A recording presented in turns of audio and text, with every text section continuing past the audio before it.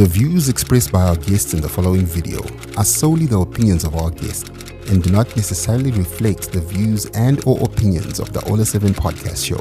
Viewer discretion is advised.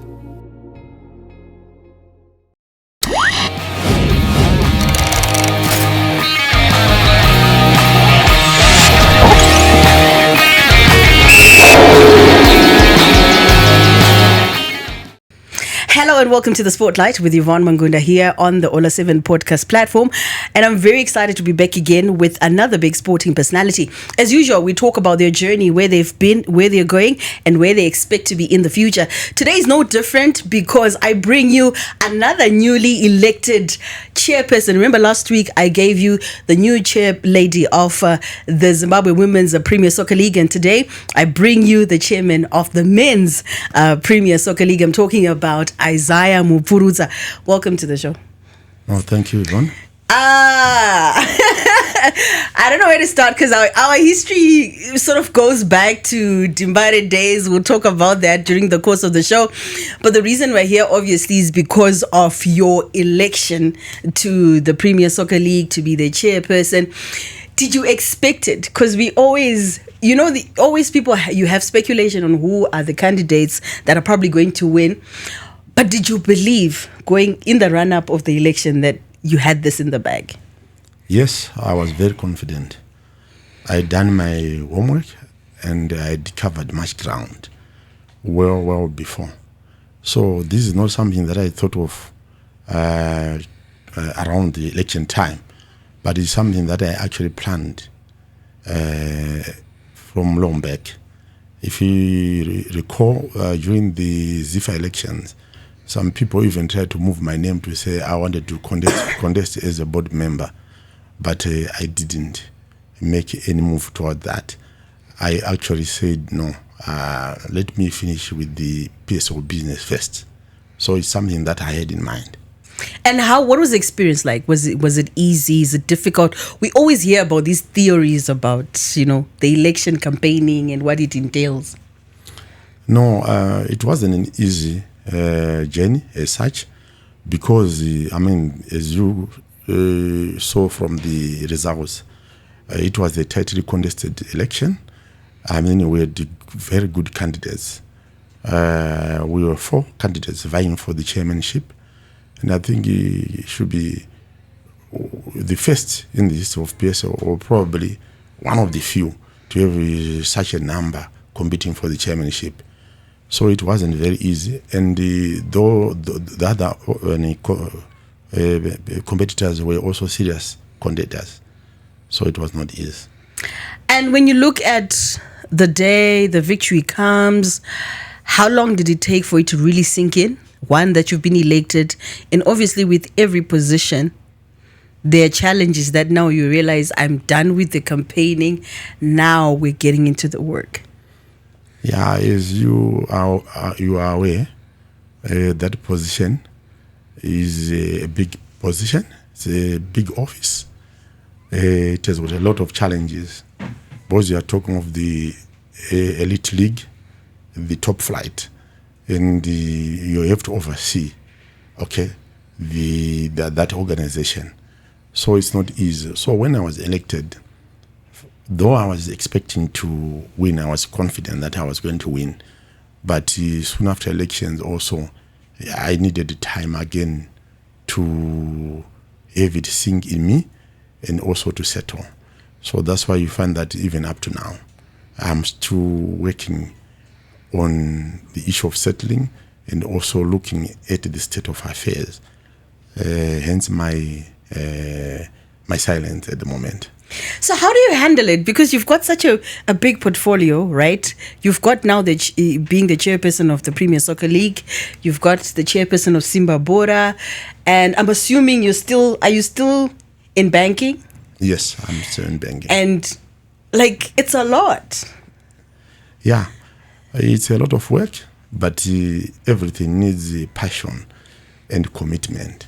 So you have to know your responsibilities and you have to allocate time for that. It means that now you have to go into an extra shift You have to work long hours, and you don't have to starve the other function. So it means also even working during the night, I do that. But so far, I'm coping, and I also take that this portfolio of soccer excites me. It has become part of my life, and without soccer, I feel something will be missing in my life. So even my family knows that, and they all support me. And what's the motivation? What's the motivation? Because for you to take all these responsibilities, especially the two roles in football, there must be a reason. What's drawing you? What made you say, I think I'm going to raise my hand. I want to lead this institution that is the custodian of, the top flight of the biggest sport in Zimbabwe? Yeah, everything goes back to passion. And I'm very passionate about soccer. Right from many years ago, when I was still a young person, I've always followed soccer. I've been a fan from early 80s. If I tell you that my first time to go to the stadium was in 1982. I wasn't born. Yes, I was at Rufaro Stadium in 1982. And following my team, I've always been a Dynamos fan from the young age. I started knowing the likes of George Shire when I was still not yet going to school. And from that on, I've been following and tracking. And I got to a point where I also played in area zones, but I couldn't go further because we were restricted. Parents at times, they would say, you have to concentrate on the school. And then also, when I was now free, I had my own team. I had my own team, a Division 2 team, from 2007 up to 2014. And then when I left, I said, no, let me leave it. Then that's when I was called a Dynamos by Mr. Lusengo to be the chairman of Dynamos. And I've been going on and on from there. When I left Dynamos, I joined Simba Bura as chairman again, and I'm still the chairman of Simba Bura from the 1st of January 2023 up to now. And what I saw is like, when I tried it, things were just working for me. So I would like to believe, and I'm very confident that this is God-given, because when I try things, they just work for me in soccer administration. So because things were working for me in soccer administration, I'm then motivated to say, no, let me go a step further. Let me go a step further. Let me try this. Now I said, let me try my hand again in the PSL. And here I'm in PSL, and I hope that things will also work for me. And I surrender everything to God, because He has always been guiding me. Yeah. Having worked with you at Dynamos, you are very thorough, right? Yes. You're very hands-on. You're very devoted. Yes. And in a forgive me for using the cliche, but in a very murky space, like football, Yes. has that been an advantage or a disadvantage? It is an advantage, because if you are thorough and hands-on, and I'd like to thank my profession, the banking profession, it calls for that. You need to be someone who's thorough. You have to know things. Things must be on your fingertips. So that principle is the same principle that I apply in whatever I do. So in soccer, I'm doing the same. And if you are hands-on, then you are able to track things. You are able to see where things are heading towards. And I think no one can lie to me. I tell you, even the coaches, they know that this chairman understands soccer. We can talk technical language. I can even tell the coach, no, in this game, so-and-so was not at that level. I think he was making these errors. And at times my coaches say, but Chairman, you know all these things. Have you done any coaching? I said, no. It's just because when I went into soccer, I follow. I also do my own research. I enjoy what the coaches do. At times, I imagine myself also coaching because I just enjoy. And at times, I look at the coaches, the gestures they will be doing, or the instructions they will be giving, the sign they will be giving to players. It actually excites me. It motivates me a lot. So because of that, I end up being more involved. But I remember there's a statement that I always say it, right? When I was at Dynamos, you said to me, if you're able to work and succeed and do well at Dynamos, you will not be like affected in any other space that you go in. Like it's like hot space. And for you, having been a banker, getting this, this offer from Dynamos to be their chairperson, having followed Dynamos as you say you did, and knowing all the politics and the infighting and all that stuff that happens, what made you want to try out and be like, I want to take this offer? Because most people probably think if you're a banker, you'd be like, I'd rather stay in my space. Yeah, naturally, I'm someone who likes challenging things. I also,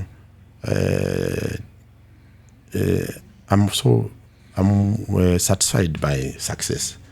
So I want to work in an area or in a space where I make a difference, and also that coupled with my passion and love for soccer and also Dynamos then, I had the courage to go and join them. But had you before this offer, had you worked with them? Were you part of the people that worked when Dynamos was working with, can I name the banker, with Bank ABC?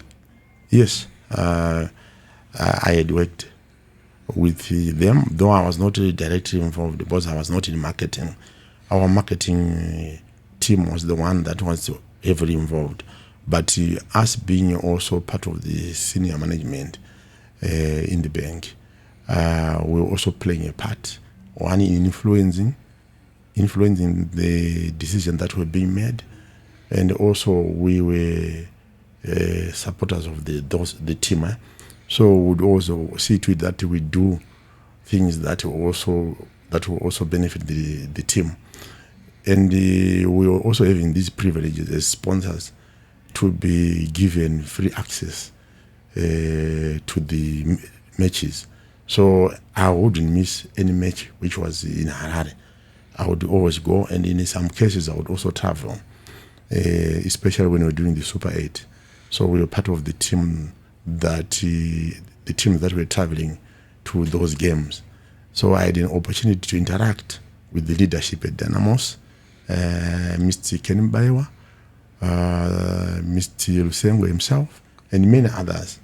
So that way now, I had already some feelers within the club, and they were knowing me, and I didn't even campaign. I was even surprised when Mr. Marriott called me to say, I would like to have a meeting with you. So when I went to see him, he just said, no, we have seen that you really understand soccer, you really understand Dynamos, and whenever we discuss, you contribute positively. We really appreciate that. Would you mind joining us? And I said, no, I've always been what? A Dynamos fanatic. And also, I had a brother, now who is now later, but he was also a staunch supporter of Dynamos. He would travel with that team as one of those fans who went to Mozambique, when Dynamos was playing Ferroviário. Mm-hmm. And with 30 minutes to go, they were still 700 kilometers away from the destination, they had many problems on the way. They had a combi to go to Maputo. But when they had those problems, they couldn't arrive on time. They only arrived a day or so after the match. And you see, so he was very close to Mr. Lusengo. And Mr. Lusengo knew me as a young boy when I was still going to school, when they used to have that first chapter. So I was not like a new person to him. So he knew me as someone from the family, you know. But then when you got there, it's one thing to be on the outside looking in. Yeah. When you got in, what was the biggest shocker? Sponsors were dwindling, and I said the Benga BC had left. So then there was Net One, which was also sponsoring. But I think the package was not as high as the one they were used to. So things were very bad. There were so many creditors. There were debts all over. And when creditors hear that there's a new leadership, they also want to come and force their way so that they go on the front of the queue. So we're receiving like summons almost every week from players, former coaches, even the former CEO was also suing the club. And what I can say, all the bank accounts were not working. I think there were some high court orders which were barring the club from receiving the monies. Whatever money was received was supposed to go and pay the creditors. If I tell you, all the gate takings were supposed to be taken to the creditors. So the deputy sheriff was supposed to receive the gate takings. So there was nothing at all. So that's why I found that now we're having problems. Every week we needed to negotiate with players so that they can fulfill matches. But I'm happy that we didn't have any problems of boycotts. Then even if when they raise their issues, we would engage them nicely, and they would continue playing. At the same time, again, when I went to Dynamos, it was also fighting relegation, just like what is happening now. And one of the mandates I was given by the board was to save the team from relegation. And I recall whenever I was leaving Faro Stadium after a match, whether we had won or lost, fans would come to us, executives, and they would say, no, don't worry. Just make sure that we are not relegated. Then you start your own things next year going forward. So if I tell you, at Dynamos, that time, in the early days, I thought, I think I made a mistake. Where we are going towards, I think I saw my name. I thought twice to say, should I say no? I can't. But then there's an inner person in me who kept on saying, no, go on. And I listened to that. So we had to come up with different strategies to survive. We had to approach some business people that we knew to get assistance and incentives for the boys to play and win games. And that worked. We survived. Then the season ended. So in the next season, we were expecting to renew the contract with Net One. But again, things didn't work out fast. We needed to sign players, to get more players, but it was not working because the issues of ownership were now coming again. Another group of Dynamos people had written to Net One again telling them about this challenge of ownership. And the net one called us to ask it, saying, okay, can you give us an explanation on what is this? So while they were asking for that information, time was no longer on our side, and they were actually indicating that maybe they needed that to be clarified first before they could commit.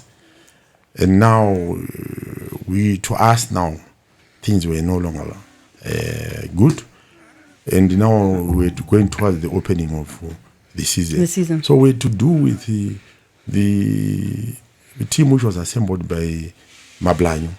That's when we had the likes of Jarai, Jarison Seleman, Tino, the Tino that. Moringai. Yeah, the left back. And all those youngsters. And we started with that team in 2019. And we were just wearing a brave face, but we didn't have a sponsor. And then we had to run around a lot. And luckily, Remington Gold came to our rescue. So we signed a deal, but we had already registered those players that we had. So the deal came a little bit late. And then we couldn't then say we need to look for more players. More players or high-profile players. We had to do with that team that we had registered. Then during the window, because we now had money, that's when we brought 5 more players. I think we brought, God knows, Murira.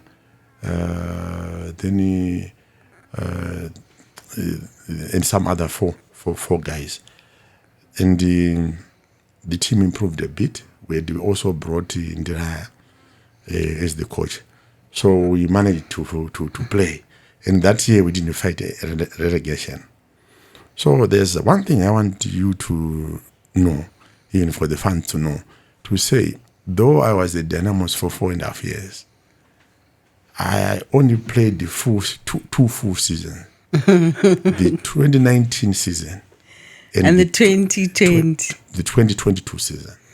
Yeah, because there was lockdown. Because after we got that sponsorship, then in 2020 we were given money by the sponsor, and we bought quite a number of players, senior players. That's when we brought back Jaure. Yeah, so a couple of other players. So we had a strong team where people were saying, you signed a lot of players. We're now trying to make sure that we build a strong Dynamos that would fight for honors instead of fighting relegation.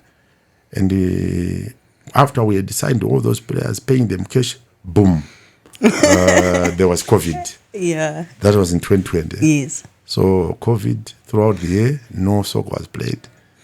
But we were paying players' salaries and everything. And I would like to thank Remington Gold for that. They kept on supporting us. I think that was the period that I was at Dynamos, because Yes. I was at Dynamos for that year. Yeah. And I never got to watch an actual Premier Soccer League match involving Dynamos. No. The only match I ever experienced was the Independence Cup that we won. Yes. Because there was the whole lockdown, but Dynamos, like you're saying, had that was also the time when there were like foreigners like Albert de Yonde, Yes. Apia, and all these players that were there, but there was a lockdown. Yeah. So you've got a lockdown, you still continue to get paid. Paid, yeah. But the next year is when Remington Gold pulled out. Yes. That was 2021. 2020. I'm saying the next year, 2021, is when they pulled out. So they continued supporting us, but no soccer was played. So this how difficult it was. And now they were paying, meaning that what they came in for was not happening. Yes. Because look, sponsors want what? Mileage. Mileage, yeah. And nothing was happening. So we went around April. The sponsor then said, no, we are also facing problems. And then they pulled out. Of course, the contract was supposed to be running, but we also understood their situation. And then we had engagement, discussions, and then they just paid us something to sustain us a bit, but it was not going to last us for a long time. So we continued paying the players, but we had to make sure that we kept the information closed, so that people would not panic. And we started running around looking for a replacement in terms of the sponsorship. So that's when we brought Secunda. And I would like to be very honest there. I'd worked very hard to get that sponsorship. And up to now, I still appreciate the support that I got from Secunda, Mr. Gure himself and his team, including the current Ziva president, is the one that I actually had engagement with when he was sent by Mr. Tagure to come and meet with me to negotiate the deal. But what led to your exit? What happened? What are you at liberty to share? How, what, where, who did what? Look, I was occupying a very senior position in Dynamos, which meant that also I needed to keep a lot of things confidential. And my departure there was not as smooth, what I can say. I think we had some differences. The way I want things to be done, or the way I wanted things to be done, is not what was now happening. If you recall, when the team was actually doing very well, when we were now in 2022, we managed to get the Secunda sponsorship in September. It's from the 1st of September 2021. And it was a good package with a lot of extras, benefits, including those motor vehicles. So the club was now beginning to realize surpluses, because we had also finished paying all debts in March 2022, when we finished paying all the debts. So we were having now some money, surpluses and so on. And me being a banker, I know what we are supposed to do with money. We need to follow what is prescribed by the sponsors. If the sponsor says this money is for that line, and this one is for that line, and this money is for that line, I believe that we should adhere to that. If there's no money for us as the administrators or executives from that sponsorship deal, there's no way we can take the money from the sponsor, because there's no allocation for us. Yes. So amongst some of us, there were others who were now saying, no, but I know we also need to benefit. And I was saying, no, we can't. And then some of these people now were saying, no, the chairman is blocking us. And there are a lot of other things that were happening. I think we're having a lot of differences. Probably it was because of different interests then. So I think there was now a lot of backbiting. Things had stabilized at the club, and probably everyone saw himself as capable of running the club. I have to be very honest there. And as for me, I was adamant that we have to do things professionally. It's funny. It's funny you say that, because I also had a conversation with Vincent Jawonza about his exit at Dynamos as well, and it almost aligns to what you were saying, where you have your own team members who have a certain direction, and you want to go a certain direction, and sometimes maybe you become the enemy because you are blocking others from going on the direction that they want. Very true. A lot of backbiting took place. People would misrepresent facts. Even the issue of Bill Antonio was misrepresented. And some people, I wouldn't want to mention them, they lied to Mr. Rusengo, saying that the chairman owns the P Academy, and that P Academy is making money. Some people even lying that I was making $30,000 And when Bill was sent to Belgium, again, the same people were lying to Mr. Marriott again, telling him that I had sold the boy for a lot of money and I had banked the money in Europe there. But look, Bill was still a junior. And I had understood how things are being done these days. When you send the junior players there, in most of the cases, they are not going to play in the senior team. They first of all go there, join the academy. Then they are developed. So you don't sell them for a lot of money. But the idea was we sell him at whatever figure. I think it was we were offered 70,000 euro. But we wanted to put in a sell-on clause to say after his development, he plays for that team. But whenever he moves, then we should also get benefit what? Something. But because of these misrepresentations, people were now saying I sold the player and I was given a lot of money and I was shortchanging the club. But I don't know what was the motive for those people, whether they meant to misrepresent or they wanted me out of the club. Yeah. Did you walk away or you were asked to step down? What I can tell you, we were now having a lot of problems. Each time we were going for a meeting, which I was supposed to be chairing as the chairman of the executive committee, you would also see that my colleagues, some of my colleagues would drop in the board chairman himself, and you would come in the same meeting, in that same meeting.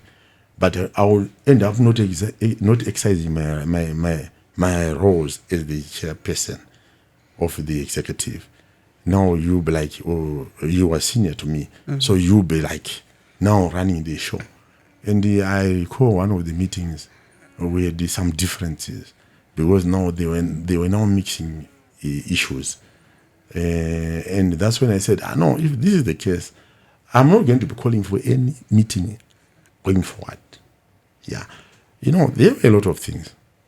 There were a lot of things which I can't disclose much. I don't want. You see, I've been very silent for the past 3 years. I didn't give any interview when I left. I didn't pass any comments. I didn't do any press statement. But what I can tell you, those problems which I faced are the same problems which were faced by some of the colleagues who also left. So, but I tell you, overall, that was not good for the club. But if you look, I think it's also one of the things that is affecting the club even up to today. Where it is now are the effects of people who fight others. And I think you did an interview with Mrape. Yes. He spilled some of the information. But with me, what I can tell you is like I left. I still wanted to be with Dynamos, but when I said that no, I'm no longer going to do any meetings. Why would I call for meetings that I had no control over? Meetings which were planned elsewhere, and then so there were side meetings which were happening elsewhere. I wouldn't want to mention. Then they will say, let's have a meeting when they had their meetings already, and they came with an agenda. And I tell you, I saw that it was not health. That's why I found that at that point, the coach Ndiraya was suspended sometime in May in 2022 when we were doing very well. And I had just gone out of Harare. I had gone to my rural home. And I only heard that they had gone ahead with the suspension of the coach. Initially, they actually wanted to fire him. But we had a hot meeting the previous day. And I said I was going to sign that. And I was not seeing where the coach was wrong. So that's when they said, no. And I said, probably if you are saying he's got issues that you think are of a disciplinary nature, then you need to charge him for those issues. Then you afford him an opportunity to defend himself. That's when they then decided to say we are suspending him. But I had no input in that. I didn't support that. And when I came back, I made it clear to them that I'm not going to be part of that because I never sanctioned it. And I had not seen anything wrong with the coach. And that's why I found that he was suspended on a Saturday. Then on a Thursday, we had reinstated him.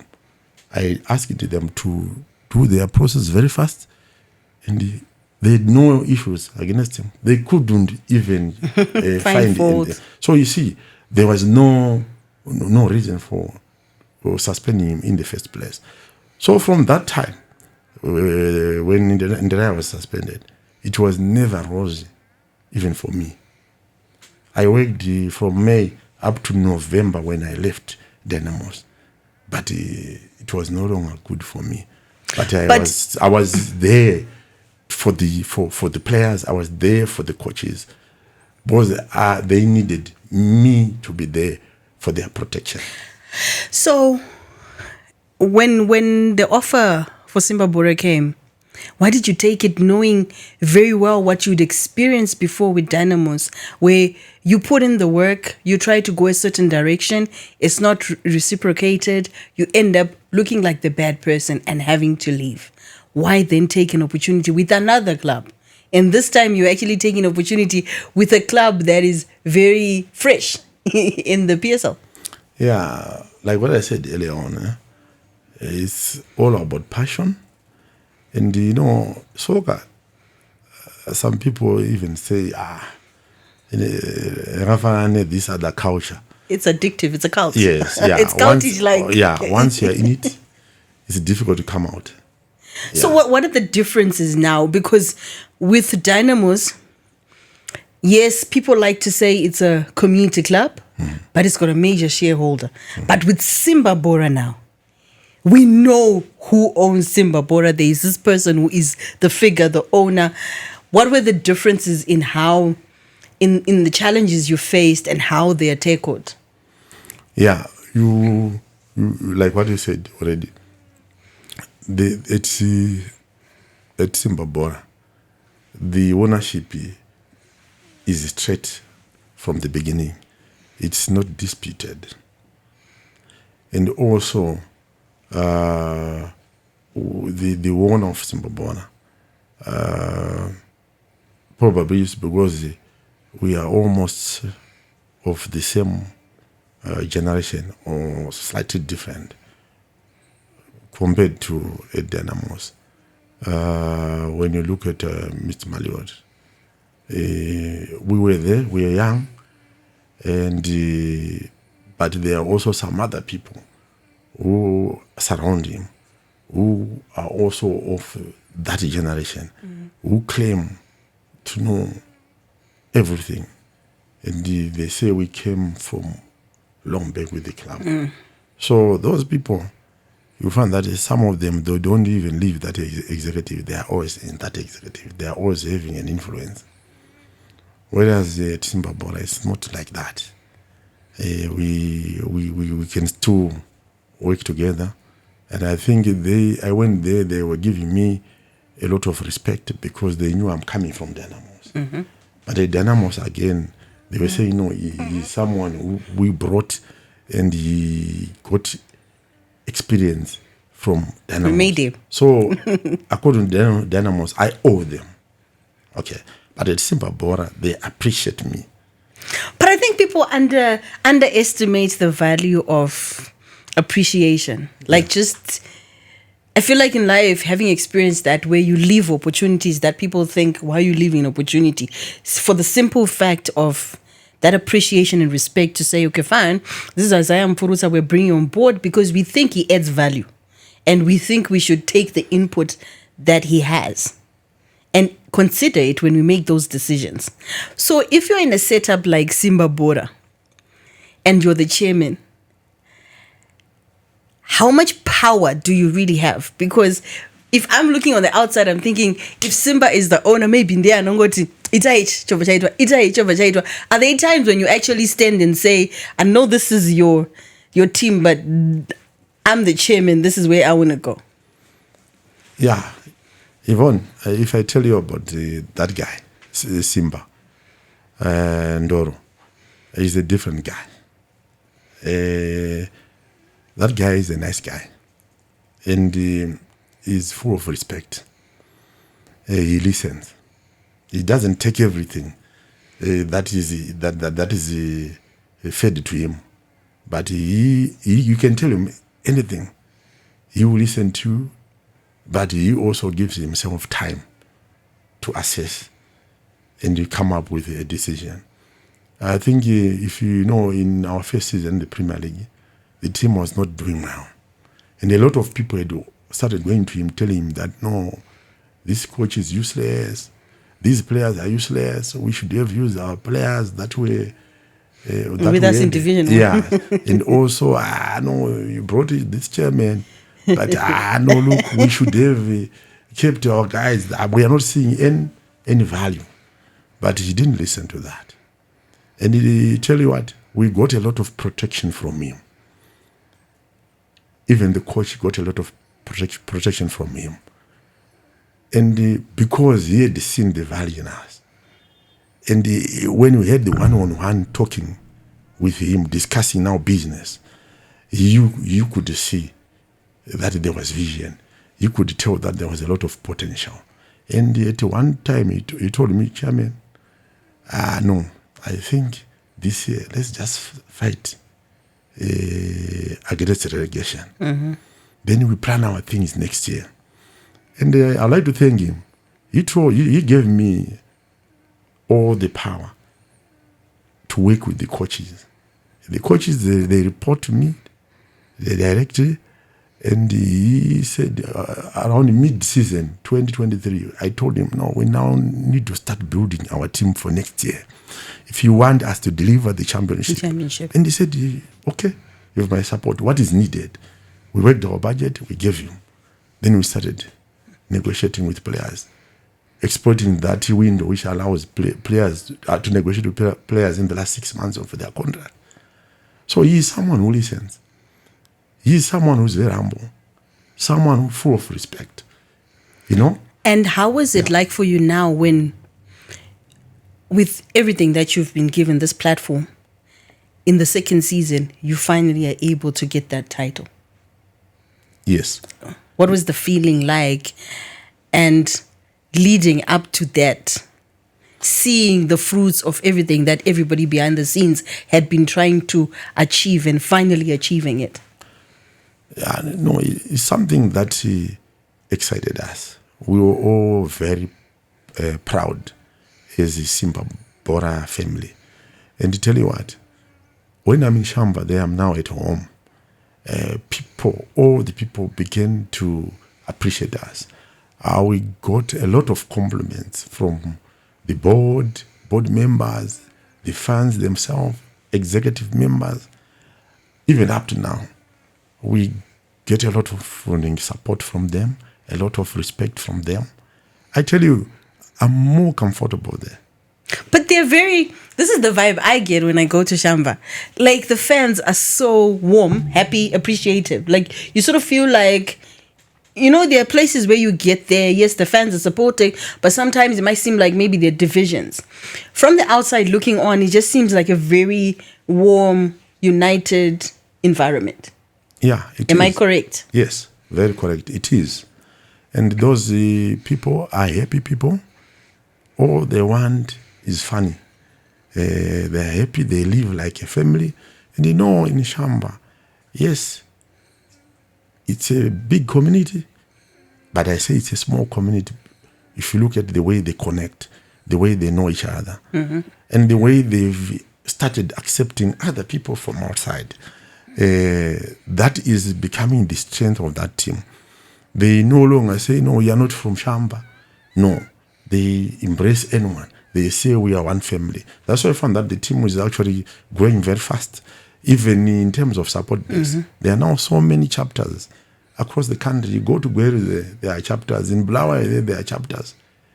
Wherever you go, there are chapters. And in terms of replicas, they sell like hotcakes. I know, I've witnessed that. Yeah. I've witnessed it. Like, there are stadiums like Shamva, Mngoni. You get there and you literally are like, having had the experience we'd had at Dynamos, where you think, oh, it's 7 million, so we're gonna sell 7 million jerseys, and then you get to places like Ngoni and Shamba. I remember there's a day when there was the new kid that had come, and I just arrived in Shamba, and everybody wants to have it. But last season, the competition was FC Platinum. Yes. This season, start of the season, not only do you get a Scotland, you get a Moors. And these are well-funded clubs. And the funding has also reflected on the results. Right now, there's a title chase. From a chairman's perspective, when you look at the competition last year and the competition this year, is it more difficult this season? Is it more difficult when there are more players on the table? This time, I want you to talk as the Simba chairman. I will ask you as the PSL chairman on what this brings on the table after this. Yeah, last year's competition was strong, but I think this year's competition is much stronger. It's much stronger because if you look at the teams that are vying for that, there's still a lot of pressure coming from all angles. Last year, you found that pressure had sort of zeroed down probably to about 2 or 3 clubs. Mm-hmm. But right now, if you look, maybe from number 1 up to number 6 or 7, they are still in contention for the championship. And we've got only 10 games left. So I don't think it's going to be a run away kind of competition. This is likely to go to the wire, and not from 2 teams only, probably 4 or 5 teams involved. So as for Simba Bura, we still got high chances of making it, but I'm also looking back to see who are close. And if you look at Scotland, they are now very strong. Yeah? Oh, very close. Very strong, and they've got very good talent, good players, well experienced. They've got a very good coach, you see, who's also now a seasoned coach, with the entire technical bench also coming from having won another league with his Simba Bura. So, and also in terms of resources, I think they are the richest at the moment in the league. And so I think they can afford to to compete right up to the end. Look at the incentives which were given to the players for the match against FC Platinum. How many clubs can afford that? So I think it's not a joke this year. Look at Moors. They are there as well. Look at FC Platinum. They're good finishers, those ones. Yes, because we can't judge them by the loss of last weekend. It happened in soccer. But look at how they've been performing. So I think it's not going to be an easy season. Even Ngez is also very strong. Tell one, very strong. So there are so many clubs which are there. And then now I want you to take away the Simba Bura chairman. As PSO chairman, you come in as a PSO chairman at a very, I don't know if you can call it a pivotal moment, because yes, we've had clubs with money before. People will give you examples of, we had your Shooting Stars, we had your Sporting Lions and all. But I don't think there's ever been a time where there have been so many teams that are well-funded as we have now. Not only are we talking about those that are chasing the title, but even if you go down the log, you look at teams like even Anahe Rentals and all of them. Well-funded teams, Manica Diamonds. Yes. And you're coming in as a chairman. It's a perfect time, isn't it? Because you're not dealing a lot with issues, clubs not being able to finance themselves. Yes, there will be problem childs like Kwekwe United, but overally, you look at the teams that are in the league right now, majority of them are well-funded. Yes. What I can say, I'm very excited. And I think we're heading for exciting times. This is very healthy for our league. I think the value of the league is also determined partly by the value of the clubs that are in that league. Both now, if we are able to bring top players, attracting the likes of Knowledge Msona, coming back into Zimbabwe. And I would like to see such a trend continuing, where we have some of our players who are playing out there coming back. Look at Zukamanja, he's back. So it means also in terms of the value of the balance sheet of most of these clubs will be high. The top assets of a club should be the players themselves. And if you have that type of quality, it means also the value goes up. And also the competition will be very high. Even on the things that we want to achieve, like to say we want to meet the club licensing requirements, I think with this type of clubs, we will see a higher percentage of our league complying with the club licensing. I don't think it's going to be a problem, because we are going to see more stadiums being constructed by these clubs. And you know, one of the requirements that the club should be having its own facilities. Mm-hmm. And these clubs are doing those facilities. Scotland, I understand, they are doing their village there in Bura. Yeah. It's going to be, I mean, it's a step further. Look at even in terms of transport. The teams have now realized that they need to do better. We are seeing a lot of luxurious buses being bought for the players. But you also come in a season where there's a problem child that is dear to your heart, because you said you grew up supporting it and then you went on to be a chairman of it. And the question obviously has always been, in the last coming weeks, a PSL potentially without Dynamos. Would that ever happen? Because there's been talk about Matimano at zero. That's talk in the street, bar talk. But when you look at the situation at Dynamos right now, as a chairman, what value does Dynamos bring on the table? And then the second part of the question is it feasible for people to expect that Dynamos will be saved whichever way so that they don't get relegated? Is there a special one in the league? Right. What I can say, Dynamos is a big brand.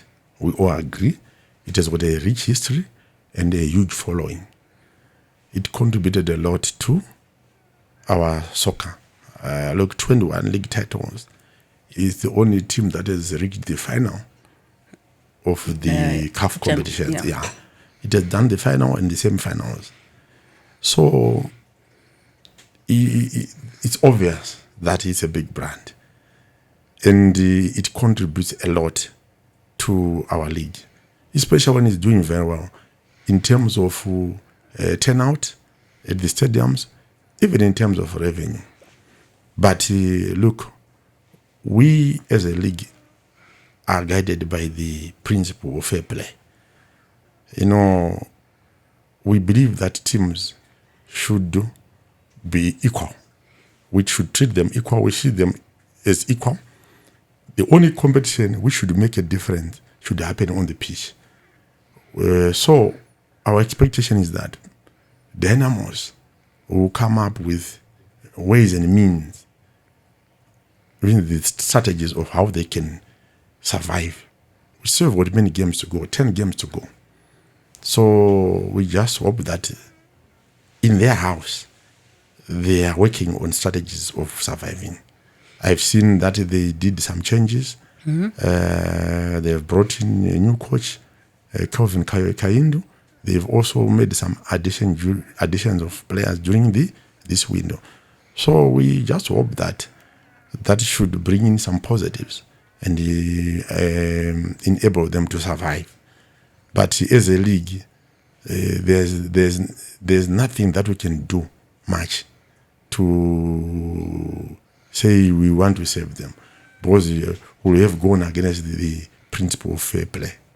And looking at you as a chairman, what are your most immediate things you want to tackle in the PSL, and what are the long-term issues? Yeah, I don't know if you had an opportunity to see my manifesto. I did a manifesto, though it was not the long one, it was a compressed one. because I realize that most of the people don't want to read these long documents. But if you look at that manifesto, it has got a lot of steps or key points that we need to touch. Number one of them is the making sure that the league becomes financially strong and viable and stable. So that is a major problem that we face as a league, which is also affecting a lot of clubs. And as leadership, we need to see to it that we work on the issue of the financial stability of the league and also the clubs themselves. Also, another important aspect is the issue of good governance. This good governance will also speak to the issue of club licensing. Because if you look at what club licensing prescribes, it's all about good governance. Mm-hmm. And we are saying we will also prioritize the issue of good governance. We need our clubs to be professional, our clubs to do things, to run the business things business-like. We don't want a situation where we have clubs which are operating in briefcases, in the boots, but I mean in motor vehicles. No, but we need clubs that are properly set up, clubs that practice good financial management, clubs that develop infrastructure, clubs that looks at the sustainability of the game itself. They should develop new talent, okay, and be able again to export that talent to also bring a lot of revenue. So these are some of the things that we're going to look at. Is the issue of youth development and junior teams, the issue of women teams. It needs to be there. Yes, of course, we have got the league where my colleague Chido is now the chairperson, but we need to be working more and in collaboration with them to see to it that what is prescribed under club licensing about the issue of female teams. Yes, we also give the support as the PSL, and also we need to embrace technology. We need technology. I think our game is suffering from the issue of refereeing problems or errors. I don't know if everything is about errors. Probably some of them are to do with some other reasons. But we need to see to that we employ technology. Things like VAR, they have to happen sooner. I was talking to the ZIFA president last week, and we were all in agreement that I think we need VAR. But the issue of referees is now a thorny issue in our league, and I think the Referees Association have to look at that as well and see how best we can improve. It's not good for our soccer. It's not good for the image of our country when it comes to sporting. We would like a situation where we see more of our referees being invited to officiate in those international tournaments, like the CHAN, the AFCON, World Cup, COSAFA. We can't have a situation where we only have one or two of them only. I think of late we are only having mostly Mr. Chimene, referee Brighton Chimene. And we need to have more of those. We need to do more of Chimenes in Zimbabwe. But now if things are happening the way they're happening, whether it's deliberate or not, but I think it's affecting them as referees. And it's our appeal that they need to look at that. They should work very hard to improve on their performance. If there's need for training, can they work with the ZIFA and even with us, PSO, to see how best they can be helped to get more training. So it's also an issue that we need. But another way of solving that problem is to do a lot of investment in technology like VAR. If you look at also we need to look at the fans. The fans are the owners of the game. I'm not saying this just for the sake of saying it. But now, if you look everything that happens in soccer, whether the issue of sponsors and partners, they come because they want what? Visibility. They want visibility and mileage. Yes, and mileage. And this visibility comes from the fans themselves. So, those are the most important people.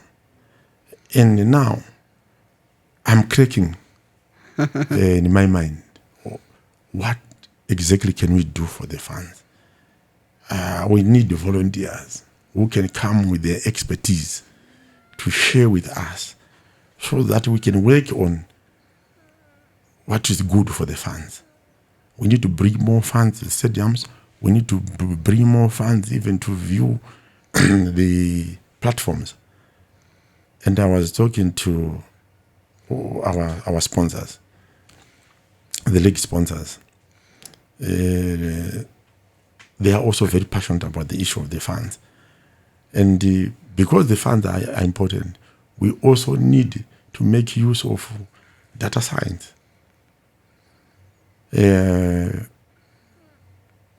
know, apart from seeing soccer or in stadiums and on television, but we also need to have them involved in these games. What do we call them? What?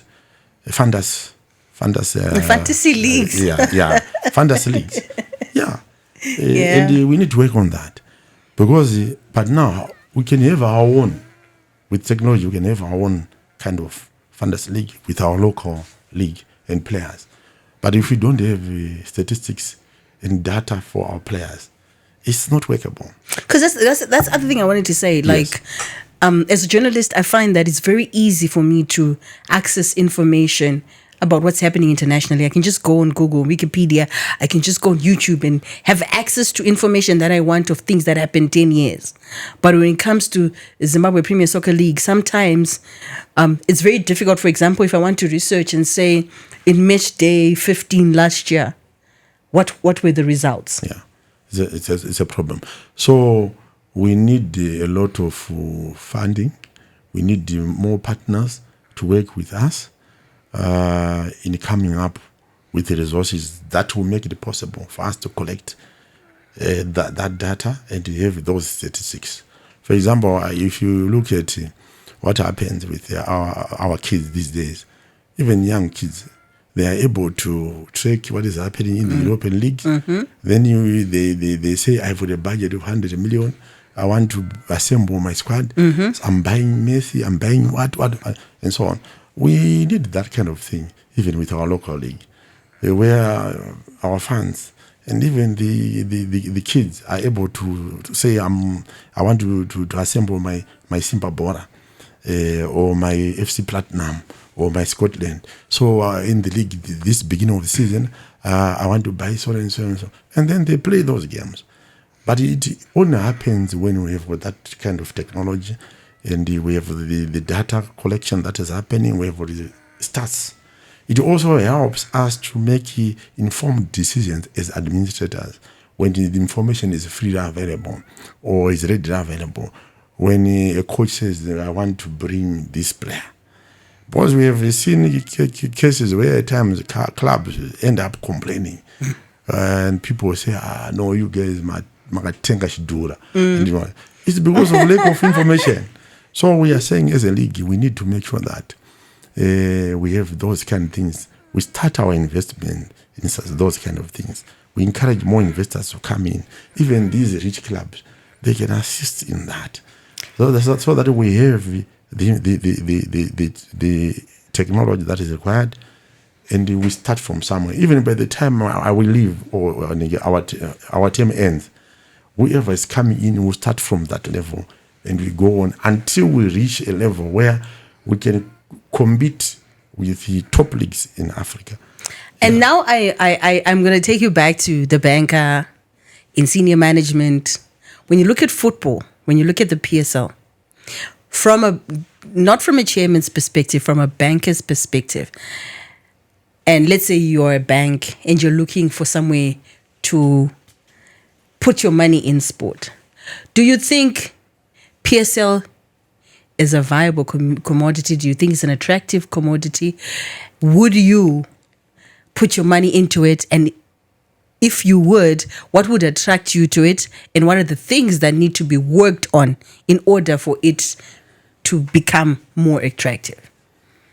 I think if you look at what is happening at the moment, we can tell that our league is improving, both in numbers that are coming and also even in terms of competition. In terms of attention, awareness is also improving. I was talking earlier on about the investment which is being made by some of the clubs like Scotland, Simba, Bura, Rentals, Gezi, FC, Platinum, Greenfield, to name just but a few. They are investing quite a lot. And we have seen numbers actually rising. So I think any bank would want to be associated with that kind of audience, because also banks are businesses who are also looking for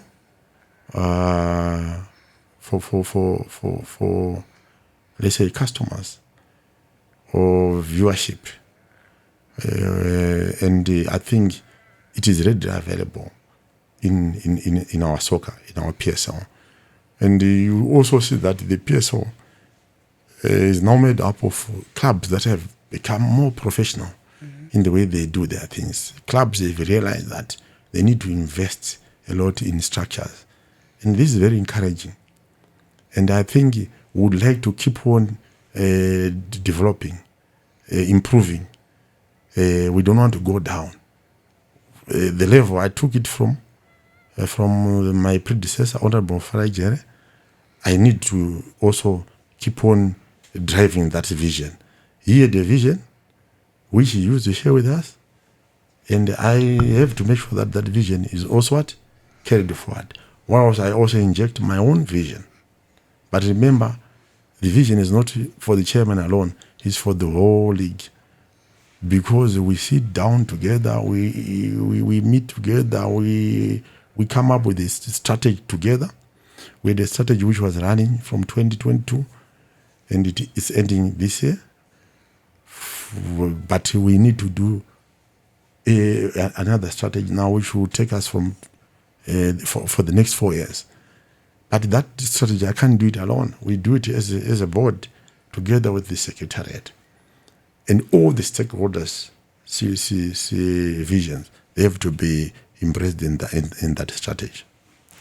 I'm hoping that people got an insight into you, because the whole idea of this interview was, obviously a lot of people will be like, why haven't you asked this about PSL? I feel it's very early days in your campaign. Hopefully maybe after your 100 days or your 200 days, you will come back and give us more insight into the obstacles you'd have seen and some of the moves you'd have made and what the future looks like. Yes. Because I think it would be unfair for me, less than 14 days in, to already be saying, Maite, and horn on it. But the whole point of this interview was for people to get an insight into, why is this man the PSL chairman? Why did they vote for him?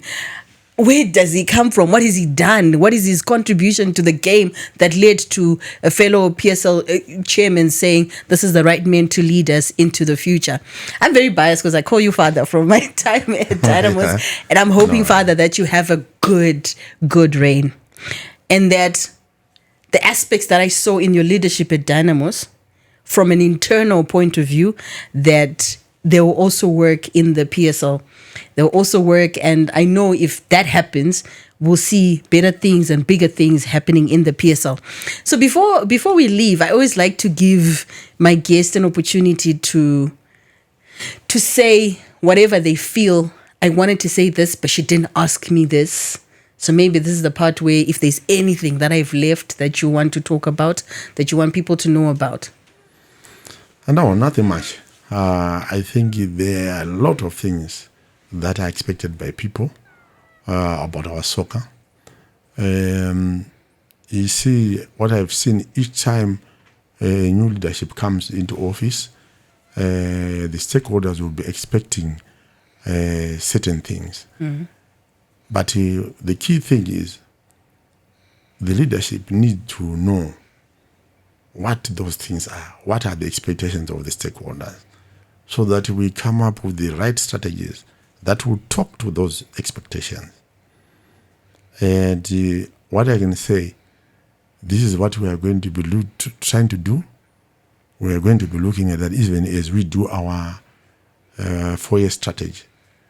We will need to touch it, all those aspects. Every stakeholder must see or must feel that we have contributed something towards the expectations. We will keep an open door policy. People are welcome. Even my phone is open. If you send me a message, I might not respond on the same day, depending on pressure. But on a day I get time to go through my inbox, when I see those messages, I will respond. Let me take this opportunity to say, when I was elected, there was an avalanche of messages that were coming into my inbox and many phone calls. And if I tell you, I miss a lot of them, but I'm still going through my inbox, responding. Today, around 3 a.m., I was busy on my inbox, and I was responding to some of the outstanding messages. I'm yet to finish, but I will make sure that I respond to everyone. So this is sort of approach that I will use even as I go on with my life in the new office. I will embrace everyone, and we will keep an open door policy. We want people to be happy. They must be comfortable coming to the stadiums because they are the owners of the game, and they don't have to be harassed when they come to the stadium. So my message is, we don't want stadiums which will frighten our fans. We want stadiums where fans feel that they're at home. And to the match officials, my appeal is, let's officiate in a professional way, and taking into mind the fact that whatever decisions we make at times might lead into serious problems in the stadiums, even injuries, and in some cases death. So we need to be responsible. Let's be fair in everything that we do. And we are your servants. We are not like your leaders as such, but we are your servants. You have put us in office so that we serve your interests, you our stakeholders. I thank you very much. And thank you very much. That conclusion, we want to make the stadium safer for each and every person to be able to come. We want young kids to be able to come. That's the message that's coming from the chairman. We want every person, family member, to be coming to the stadiums. Until next time, we'll bring another sporting personality. I'm hoping that you got an insight into who Isaiah Mupfurutsa is, his experiences, and some of the expectations that he has in the future, some of the plans that he has in the future. We had on the show today the PSL newly elected Premier Soccer League chairman, Isaiah Mupfurutsa. Until next time, we'll bring you another sporting personality. Goodbye.